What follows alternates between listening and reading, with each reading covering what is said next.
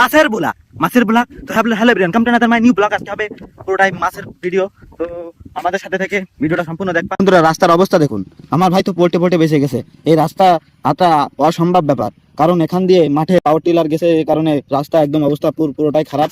তো এমনিতে যাওয়া খুবই আমাদের জন্য কষ্টজনক বিষয়, কারণ আমরা কাদার মধ্যে পড়ে গেলে আমাদের গায়ে কাদা লেগে যাবে এবং কি আমাদের কেটে কুটে যেতে পারে। এখানে ঝিনুকও আছে, যা হাত পা কেটে যায়। তোমার আসতে কি কষ্ট হচ্ছে? হ্যাঁ হ্যাঁ, এদের কলা পানি নিয়ে যাচ্ছি খাওয়ার জন্য, তার কারণ তারা খুব মেলাক্ষণ ধরেই তারা কাজ করতেছে, তাদের খুব খিদে লাগছে। তো আমি আর আকাশ যাচ্ছি, তাই যে দেখেন ম্যাচিং করতেছে। আর ওই যে মাছ ছোট ছোট জুড়ো মাছ যা আছে সব আজকে ধরা পড়ে যাবে। ওই যে আব্বু মাছ খাইতেছে, এদিকে মাছ পানি সাঁতা হচ্ছে, আর ওইদিকে আব্বু মাছ খাইতেছে।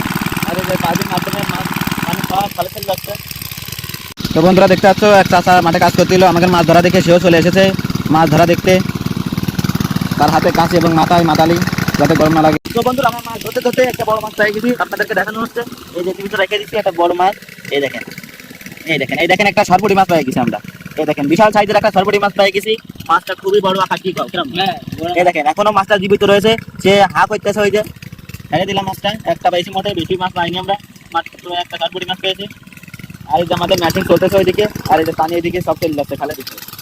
এই আমার আব্বু গুনির থেকে ময়লা ছড়াই যাচ্ছে, কারণ গুনি নদীতে পানি আছে, সব এই পাইপের মাধ্যমে খালে চলে যাচ্ছে, যাতে মাছ না চলে যায় বাইরে।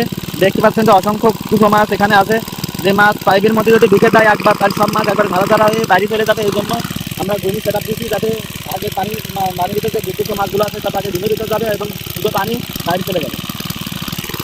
হ্যাঁ, তো গাইস একটা টাকি মাছ ধরেছি, এই যে বিশাল বড় একটা টাকি মাছ ধরেছি এই জায়গা থেকে।